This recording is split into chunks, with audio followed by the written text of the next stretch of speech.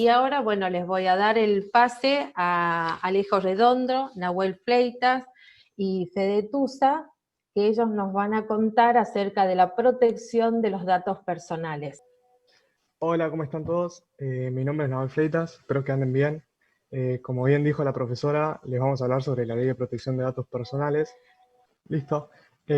Antes que nada, estaba diciendo que quería informarles que contamos con una infografía y un PowerPoint, que es el que estamos viendo, en donde se encuentra toda la información más detallada y con un lenguaje más técnico, debido a que queremos intentar hacer que la exposición sea mucho más liviana y que se entiendan bien los conceptos más importantes.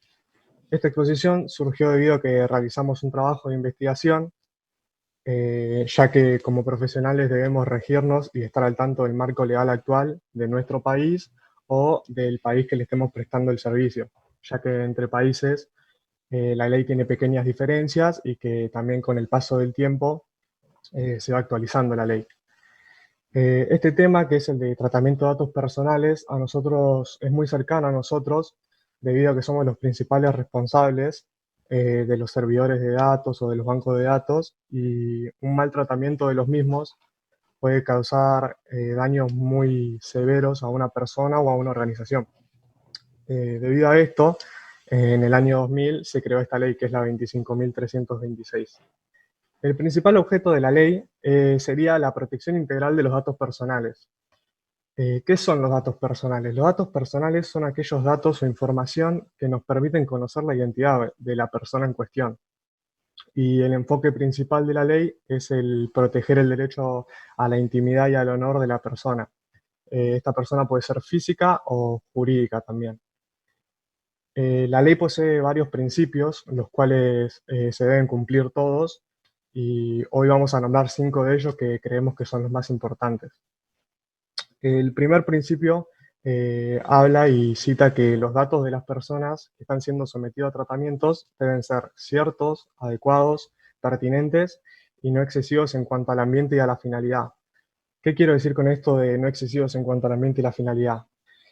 Ejemplo, nosotros descargamos una aplicación de videos, por poner un ejemplo, y queremos intentar utilizarla, y para utilizarla nos pide ciertos datos. Y, por ejemplo, nos pide nuestro DNI, nuestro número de teléfono, nuestro tipo de sangre, etcétera, etcétera. Bueno, en este caso, este principio no se está cumpliendo debido a que en el ámbito, en el ambiente en el que está, no le va a dar tanta finalidad a nuestros datos personales. Está siendo excesivo. El segundo principio habla sobre la obtención de los datos personales que no pueden ser por medios desleales o fraudulentos, como por ejemplo páginas de internet que no están registradas o que no tienen la seguridad necesaria. Hoy en día la mayoría de los navegadores te dicen cuando estás en sitios web que no son seguros.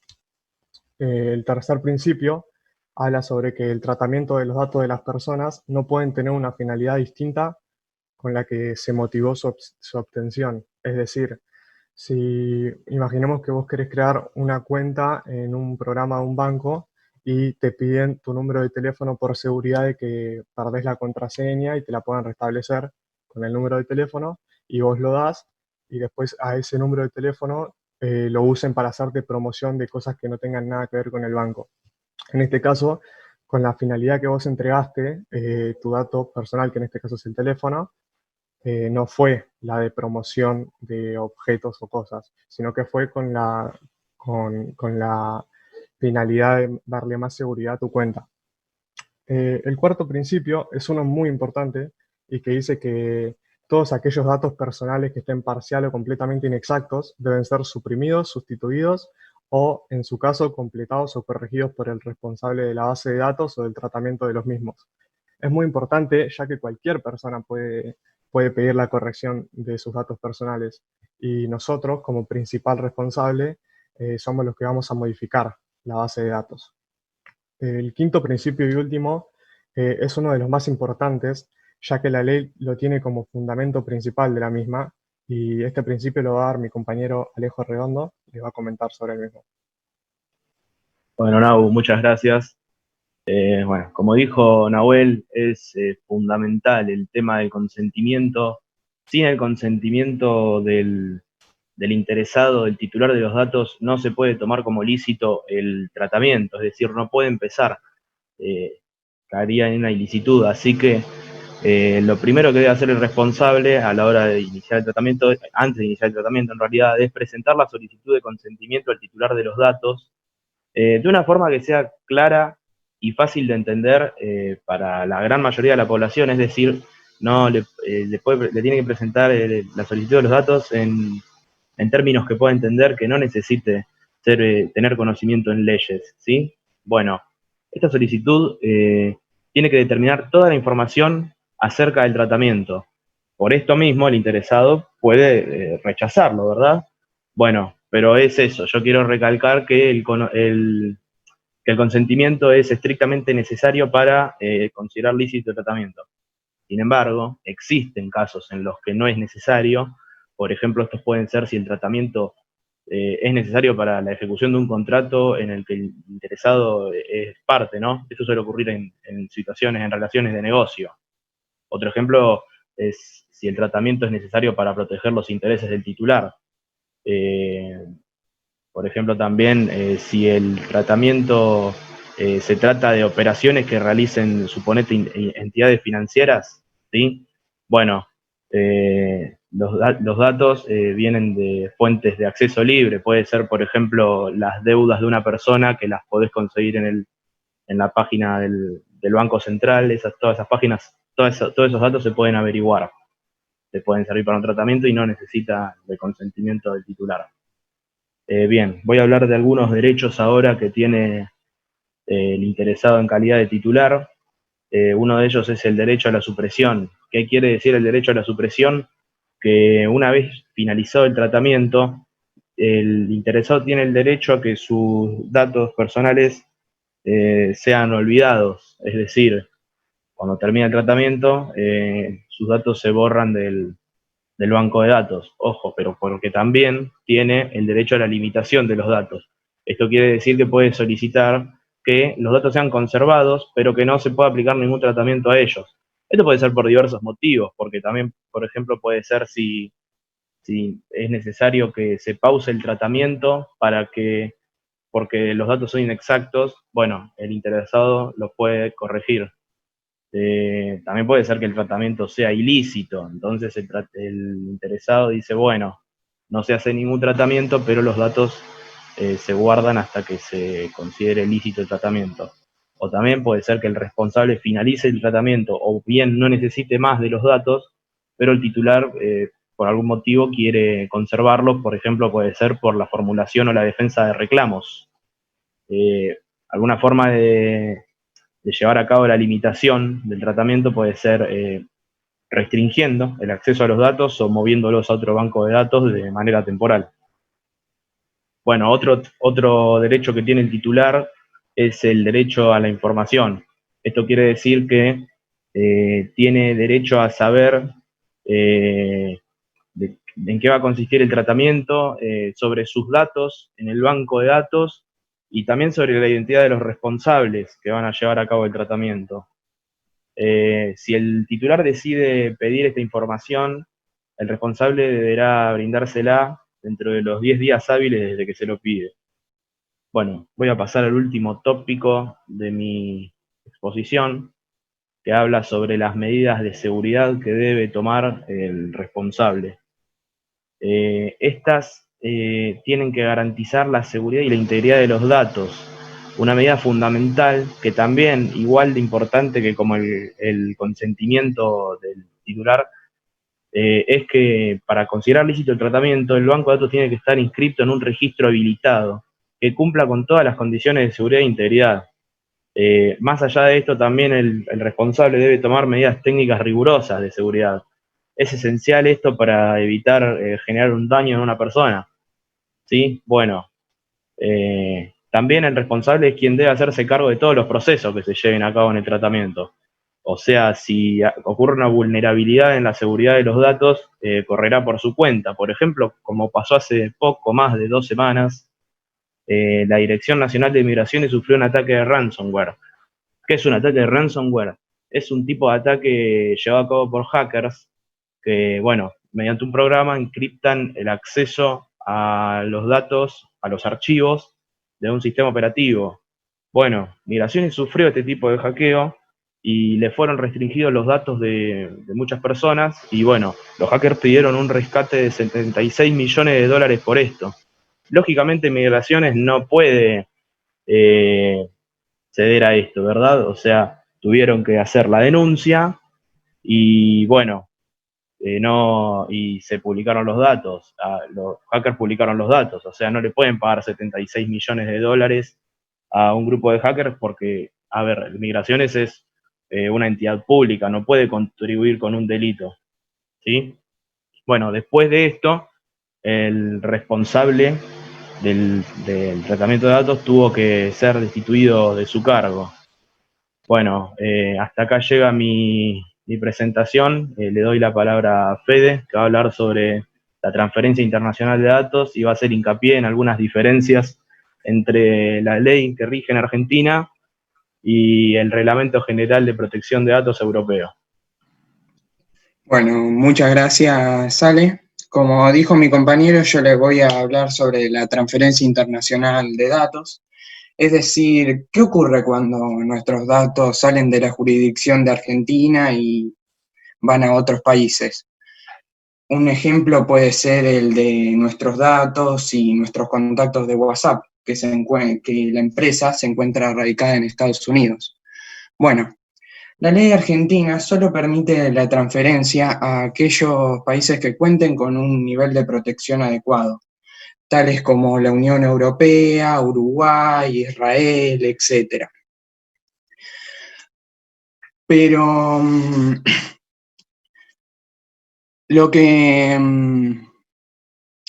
¿qué ocurre si no cuentan con las normas adecuadas? Bueno, en ese caso se puede firmar un contrato modelo con el cual se garantiza el cumplimiento de nuestra ley, aunque los datos no estén en Argentina.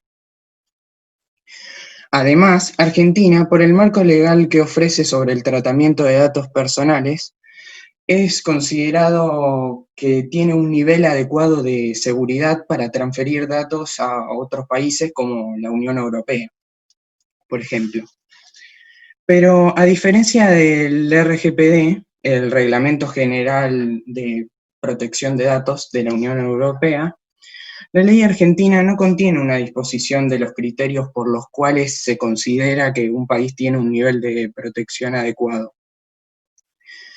En cambio, el RGPD no solo contempla esta disposición, sino también tiene un listado con una serie de ítems a tener en cuenta a la hora de evaluar el nivel de protección de esos datos.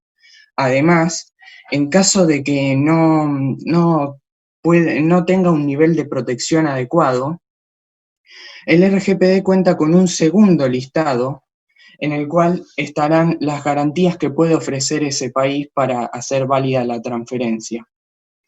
Y por último, en caso de que no tenga ningún nivel de protección adecuado ni pueda ofrecer ningún tipo de garantía, el RGPD tiene un último y muy restrictivo listado de excepciones con los cuales se podrá realizar esta transferencia. Otra de las diferencias es en cuanto al objeto, ya que a diferencia de la ley argentina, el RGPD contempla la libre circulación de los datos en el mercado interno de la Unión Europea. En las sanciones, la principal diferencia está por el monto de las multas, ya que en la ley argentina van de entre los 1.000 y los 100.000 pesos, cuando en el RGPD pueden llegar a ser de entre los 10 millones y los 20 millones de euros. En cuanto a los principios, la ley argentina dice que la formación de archivos de datos será lícita cuando se encuentre inscripta en el banco de datos. En cambio, en el RGPD impone una serie de condiciones de las cuales se tiene que cumplir al menos una para que el tratamiento sea lícito. En cuanto al consentimiento, como dijeron mis compañeros, para la ley argentina es la regla fundamental para la licitud. En cambio, en el reglamento constituye solo una de las bases por las cuales se considera lícito este tratamiento. Con respecto a los datos sensibles, ambas prohíben formar bases de datos que revelen este tipo de datos. Y a pesar de que la ley argentina dice que tiene excepciones a esta ley, no tiene ningún tipo de listado del cual el RGPD sí cuenta. Por último, están las definiciones con el fin de informar los conceptos que se requieran para entender la ley, el cual el reglamento contiene una mayor variedad que la ley argentina. Bueno, ahora, de más hasta decir, muchas gracias a los que respondieron la encuesta y ahora pasaremos a leer las respuestas y darle algunas devoluciones. Bueno, muchas gracias a los chicos. Bueno, es una presentación en vivo, así que realmente los admiro por el entusiasmo, por el ánimo de presentarse. Así que muy bien. Ahora, bueno, voy a compartir los resultados de las 3 preguntitas que hicimos, un poco para, queremos motivarlos a que sigan pensando el manejo de nuestros datos. Están viendo, no sé si alguien me puede confirmar si están viendo los resultados de la encuesta. Sí, se ven los Sí, resultados. se ve, profe. Sí, perfecto. Bueno, nuestra primera pregunta decía, cuando accedes a los sitios web y te piden que aceptes términos y condiciones, ¿con qué frecuencia los lees antes de entrar? Bueno, acá hay una sospecha que nosotros ya teníamos, más o menos el 80% no lee los términos y condiciones. Hay un 17% que a veces los lee. Bueno, las recomendaciones, traten de leer los términos y condiciones, porque ahí se dice cuál va a ser el tratamiento que van a dar sus datos. Si no los van a leer, sean precavidos cuáles son los datos que llenan, nombre, apellido, completo, DNI, teléfonos y ese tipo de cosas. Sean mezquinos, no los compartan con cualquiera. La segunda pregunta dice, esta es una afirmación, las empresas pueden ser sancionadas económicamente si no realizan un buen tratamiento de tus datos.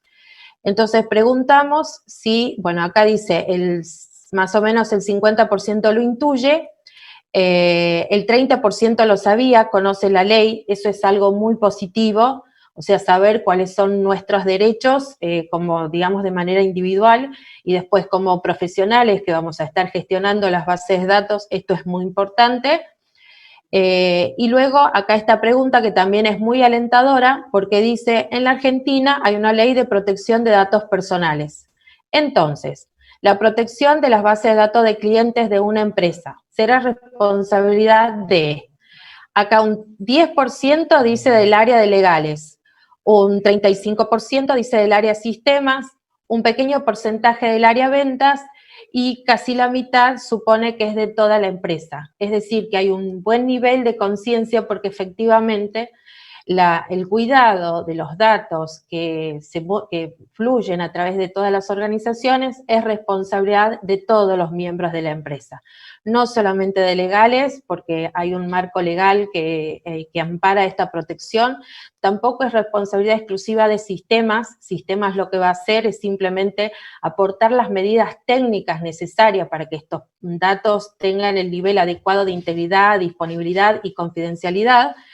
Y del área ventas, no porque trabajen con los clientes, los de ventas significa que ellos tienen que proteger los datos, sino, volvemos a decir, es responsabilidad de todos, tanto de manera individual como de manera colectiva. Que Argentina, por último, les cuento que Argentina a nivel internacional tiene medidas adecuadas para la protección de datos, entonces eso hace que desde el punto de vista comercial se pueden hacer negocios con nosotros. No necesitamos generalmente protocolos particulares entre empresas, porque nosotros ya de por sí nuestra ley lo ampara. Esta ley también tiene ya hace muchísimos años, es decir, que desde el marco legal tenemos un muy buen nivel para la protección de nuestros datos, y eso también es una exigencia, digamos, para nuestro ejercicio profesional. Bueno, les quiero agradecer a todos los alumnos de la comisión, excelente el trabajo. Todo lo que teníamos que haber trabajado con sistemas, aplicamos enfoques sistémicos, analizamos las organizaciones, trabajamos con metodologías ágiles, desarrollamos una manera de comunicación en todo este tiempo de la virtualidad, aplicamos los criterios que tendríamos que conocer a través de la materia. Bueno, nosotros lo hemos aplicado acá con los chicos, así que muchísimas gracias a todos.